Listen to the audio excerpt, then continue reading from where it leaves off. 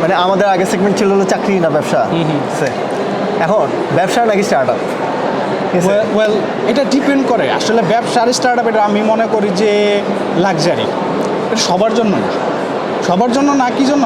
আপনার ওই যে বললাম, যদি প্যাডে ভাত না থাকে আপনি স্টার্ট আপ করবেন কীভাবে? আপনার কি ওই লাক্সারিটা আছে? 3বার ফেল করবেন, 5বার ফেল করবেন, 10 টাইম ফেল করবেন। ওই যে মানুষ মনে করে যে একটা ইয়ের মধ্যে থাকে, ধূম্রজালের মধ্যে। কীরকম? যে মনে হয় পরিশ্রম করলে বড় লোক হয়ে যাবো।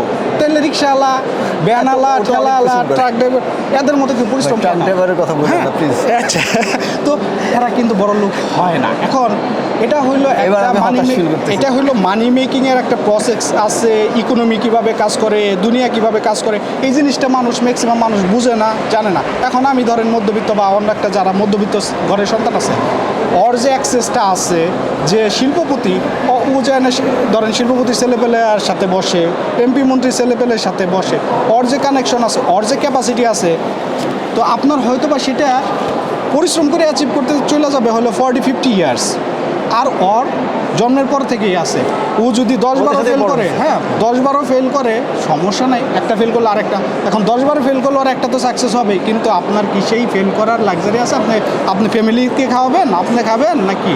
এখন এটা লাকিলি অনেকের হয়ে যায় প্রসেসের মধ্যে, যে সামা হয়তো বা 2টা অ্যাটেম্প্ট ট্রাই করার পরে একজনের কিছু জিনিস চলে আসে, দেন দে গেট অ্যানাদার অপরচুনিটি, দেখে সেটা কন্টিনিউ করার জন্য।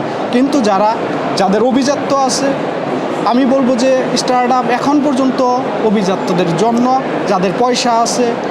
অনেকে অনেক কথা বলবে, না এটা না, বাস্তবতা আমার কাছে মনে হয় তো অনেক পয়সা না, না আমার নাই। কিন্তু এখন যেটা হলো ব্যবসা আবার ভিন্ন জিনিস।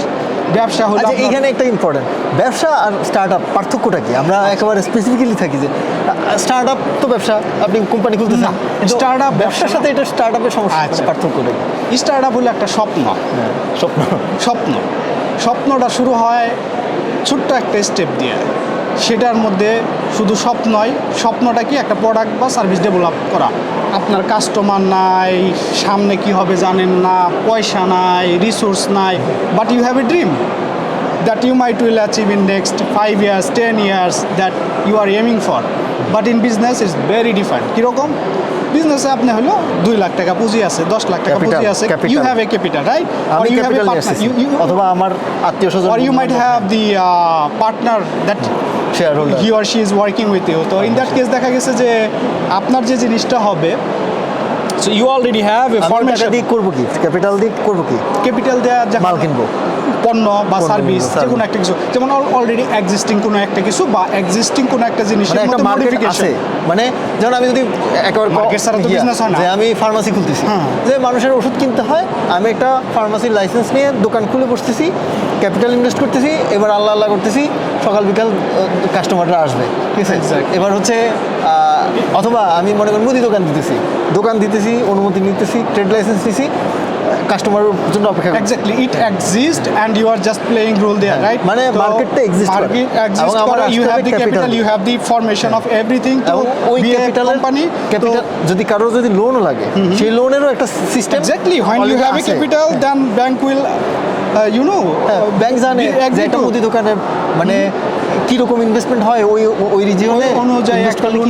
কিন্তু আপনাকে স্টার্ট আপ ফরমেশনে, I told you like start with just a dream, nothing else, idea. এখানে কোনো ব্যবসা নাই, এখানে কোনো মার্কেট নাই, আমি কাস্টমার চিনি না, কে কাস্টমার। থেকে ইম্পর্টেন্ট যে জিনিসটা, ব্যবসা কখনো লিনিয়ার ওয়েতে পারবে না। যেমন you invested like 10 lakh, 20 lakh, whatever, এটা ধরেন হলো 25 লাখ হবে, 26, 27 এরকম। কিন্তু স্টার্ট আপ কীরকম হতে পারে? আপনার কিছুই নাই, একটা প্রোডাক্ট ডেভেলপ করলেন, সামহাও 5 লাখ কনজিউমার চলে আসতে পারে, they may will be willing to pay for it. Exactly.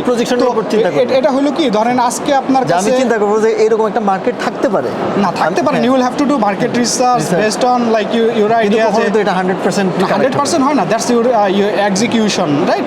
The how much দেখা গেছে পরিমাণ ডাটার উপর বেস করে করতে পারে। আপনার যেমন পিএইচডি রিসার্চাররা ভালো ব্যবসায় ভালো করে, যেমন গুগলের মানে সিইওরা, ডিপেন্ড, এটা কোনো ওইরকম ধরাবাঁধা নিয়ম নাই। এখন ধরেন এরকম হইতে পারে স্টার্ট আপে, যেটা হইতে পারে যে আপনি শুরু করলেন nothing, you can be like multimillionaire, হতে পারে। মার্কেটটা আমি নিজে তৈরি করতেছি। তো আপনি এমন কিছু তৈরি করতেছেন যেটা হলো লিনিয়ার ওয়েতে গ্রোথ করে, যেটা হলো বিজনেসে হয় না। তো এইটাই হলো একটা মেইন কুর একটা পার্থক্য ওভারঅল বিজনেসের সাথে।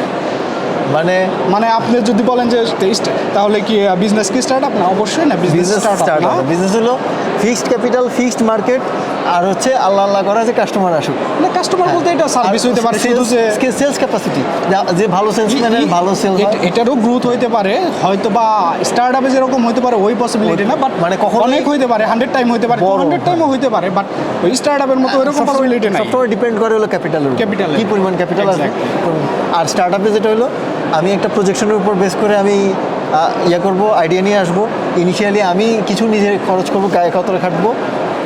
People will come to you like when you will show like I have the potential, I have the product, I have the service. একটা মাইলস্টোন মানে কভার করে করে মানুষের কাছে যাব, তারাও রিস্কে। আপনি স্বপ্ন বেচবেন, মানুষ স্বপ্ন খায়। আপনি যখন প্রোডাক্ট বেচবেন, ও তো দেখতেছে এই প্রোডাক্টটা আছে, এটার দাম এত, কিন্তু আপনি যখন স্বপ্ন বেচবেন, স্বপ্নের কোনো দাম নাই, আনলিমিটেড।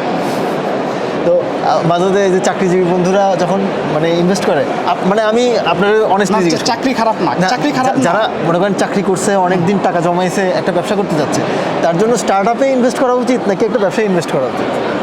তার জন্য যদি সে ব্যবসা না বুঝে, কোনো জায়গায় ইনভেস্ট করা উচিত না, ঠিক আছে? এরকম না। এখন যদি কেউ বলে যে আমি স্টার্টআপে ইনভেস্ট করবো নাকি ইয়াতে বিজনেস ইনভেস্ট করবো, এখন সে ব্যবসাই বুঝে না। মানে ব্যবসা মানুষ কি একটা স্ট্র্যাটেজি আছে, মানে ডেটাই আছে এরকম যে আপনার একটা বিজনেস দাঁড়া করাইতে মিনিমাম 1000-এর মতো লাগে। এখন আপনি যদি 1000-এ আপনি যদি ব্যবসার ABCD না বুঝেন, ধরেন আপনি মোটরসাইকেল বুঝেন না কেমনে করে চালাই, ক্লাস কি, ব্রেক কি, স্পিড কততে দিলে মনে করেন যে কাজ করবে। আপনি যদি মনে করেন যে মোটরসাইকেল চালু দিয়ে দিলেন, তাহলে তো যে আমার ছোট ভাই মোটরসাইকেল চালাইতে পারে, সো আমি ওর একটা মোটরসাইকেল কিনে দিলে তো আমার উবারের টাকা আসতেছে। এরকম ইনভেস্টমেন্ট মানে আপনি সাজেশন দেন কিনা যে ভাই অমুকের উপর টাকা? বিজনেসে সাজেশনটা হলো রং।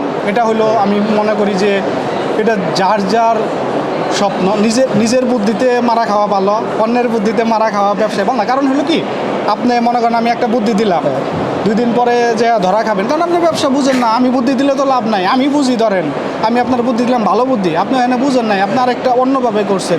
এর মানে কি, হয়তো বা স্ট্র্যাটেজি ভুল হয়েছে, আপনার সময় যতটুকু দেওয়া দিতেছেন। এর জন্য হইলো যার ব্যবসা সে সব থেকে ভালো বুঝে যে ওই ব্যবসায় কী করতে পারে। মানে যদি আমরা শর্টকাট করি, এটা আমারও নিজেরও আইডিয়া যে আমি যদি ওই ব্যবসার সম্বন্ধে মিনিমাম আইডিয়া থাকে এবং আমি ওটাতে ইনভলভ হব, নিজে গায়ে গতরে খাটবো বা নিজে হাতে ধরে কন্ট্রোল করবো, তাইলেই ইনভেস্ট করা উচিত।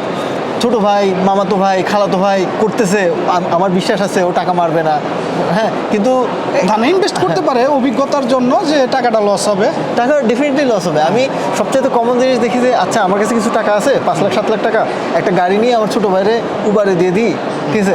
সবাই যেটা কল্পনা করে না সেটা হচ্ছে একটা গাড়ির অনেক কিছু থাকে, ঠিক আছে? মেকানিক্যাল খরচ আছে, আজ মেনটেন্যান্স কস্ট আছে। কখন মানে দুইটা জিনিস হয়, একটা হলো যে টাকাটাও নষ্ট হয়, ভাইয়ের সাথে সম্পর্কও নষ্ট হয় না। এটা হলো ওই যে একটা ব্যাপার আছে না, যে ব্যবসা আসলে না বুঝে কারোর সাথেই করাই উচিত না। ওকে, আমাদের এই সেগমেন্টের প্রশ্ন শেষ।